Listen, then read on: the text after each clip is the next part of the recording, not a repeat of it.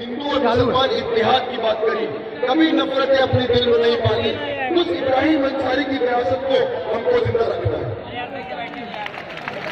महाराष्ट्र की सरकार से मैं अपील करता हूं, केरल के अंदर CAA के खिलाफ रेजोल्यूशन पारित हुआ। कल पंजाब की असेंबली में CAA के साथ NPR के खिलाफ में एक रेजोल्यूशन पारित हुआ। महाराष्ट्र में आपने भाजपाइयों को सरकार से निकाला है, लेकिन अगर सोच को भी बाहर निकालना है तो महाराष्ट्र सरकार से, शिवसेना से, NCP से, कांग्रेस से और तमाम उन दलों से जो इन दलों का समर्थन करती है, सरकार का समर्थन करती है, मैं आपसे अपील करना चाहता हूं कि आपको अपना पोजीशन क्लियर करना पड़ेगा। तो 1 अप्रैल से जो आप NPR शुरू करने वाले हैं, उस NPR को महाराष्ट्र में रोकना पड़ेगा, उसमें भाजपा की बात बोलनी पड़ेगी। और कांग्रेस को हम कतई नहीं दिखाएंगे, NPR के अफसरों को हम कुछ नहीं बताएंगे, क्योंकि हिंदुस्तान से हमारा कागज का नहीं दिल का रिश्ता है, और इस दिल के रिश्ते को हम जिंदा रखेंगे। आप तमाम लोगों को बहुत बहुत शुक्रिया कलाम जिंदाबाद।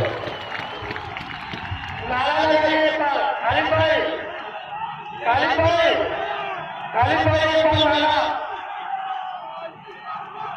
उमर भाई एक बार नारा, उमर भाई नारा, उमर भाई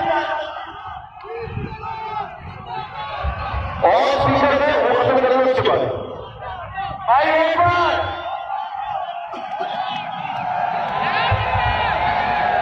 बहुत बहुत शुक्रिया। हम अभी JNU student leader United against hate के फाउंडिंग मेंबर उमर खालिद को समाप्त करवा रहे थे। अजीज नौजवान दोस्तों, जिस शाही बात करते थे दिल्ली का उमर भाई यहाँ पर कर रहे थे, हम भी भिवंडी के अंदर भिवंडी के तमाम हिंदू, मुस्लिम, सिख, ईसाई तमाम स्टूडेंट यूथ महिलाओं को बुलाकर बहुत जल्द शाही बात की इजाजत बताएंगे। हम यहाँ पर सबसे पहले शुक्रिया करना चाहते हैं कि ये उनकी आपसी मोहब्बत हमारी संविधान बचाओ संघर्ष कमेटी के कमेटी ने तय किया था कि बाहर से जो हमारे मेहमान मुकर्रर आएंगे वही सब स्टेज पर बैठेंगे, बाकी उसके अलावा इस शहर के जितने भी कॉर्पोरेटर, जितने भी MLA, साबिक खासदार, तमाम मजहबी मिली जमातों के जिम्मेदार बहुत ही उम्मीद के साथ नेताओं करते हुए नौजवानों को आगे बढ़ाते हुए उन्होंने मौका दिया है। सब हमारे सामने यहाँ पर बैठे हुए हैं, हम उन सबका शुक्रिया करते हैं। अभी नौजवान दोस्तों, मैं आपको ये बताना चाहता हूँ कि अभी जब उमर भाई की तकरीर हमारे यहाँ चल रही थी, तो अभी हमारे सामने हमारे मेहमान मुकर्रर, आप लोगों को मालूम होना चाहिए, जिस कानून के खिलाफ हम घर बार छोड़ के लाखों की तादाद में यहाँ जमा हुए हैं, इसी कानून के खिलाफ जब राज्यसभा में पेश हुआ तो सबसे पहले हमारे पूना के union public service commission qualified Indian police service Poona के साबिक joint commissioner police Mohammad Abdul Rahman साहब IPS ने एहतजाज से कर दिया।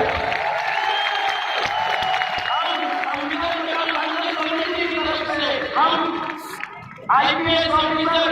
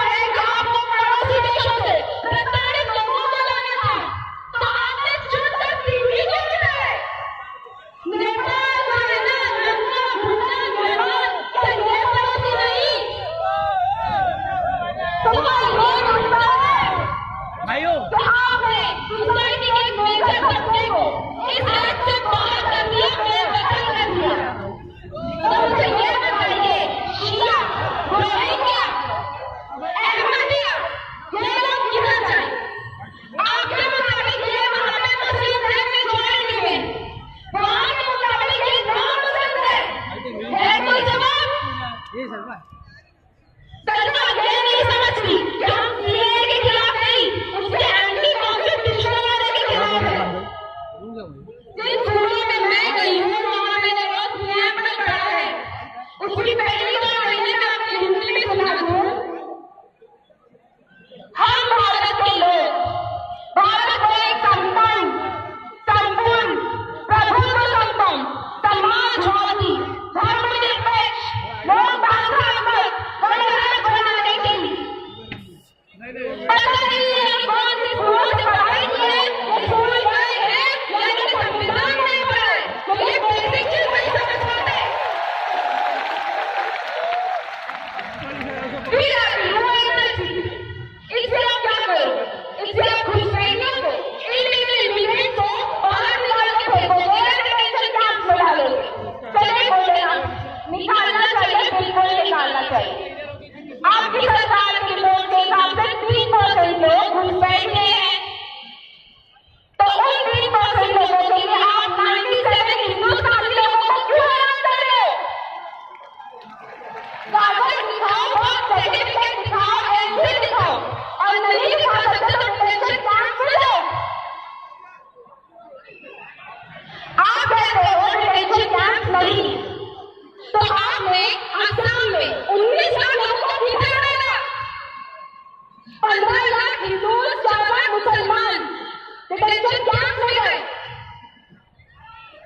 फिर आपने वो क्रोनोलॉजी समझाई कि पहले सीए आएगा, फिर एनआरसी आएगा, फिर दैट व्हाट नॉट।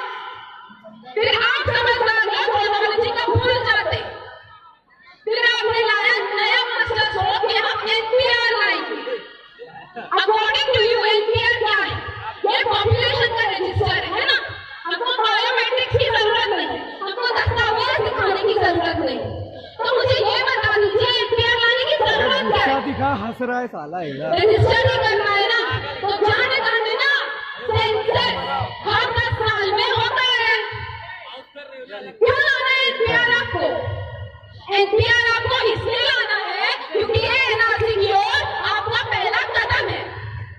ये मैं नहीं कहती, ये मैं बिल्कुल नहीं कहती, ये है गृह मंत्रालय की report, annual report of home ministry, page number 262, chapter number 15। Clearly लिखा है कि NPR is the first step towards NRC. तो हम किसकी सुने? तुम्हारी जबानी जमा खर्च ये तुम्हारे डॉक्यूमेंट्स? क्योंकि भैया तुमको तो डॉक्यूमेंट्स चाहिए। ये हो गई सारी राजनीतिक बातें। अब आते हैं इस देश के असल मुद्दों पर, जिन पर से हमारा ध्यान भटकाया जा रहा है। सवाल ये है कि आप लेकर आए थे नारा सबका साथ सबका विकास, किधर है विकास? देखिए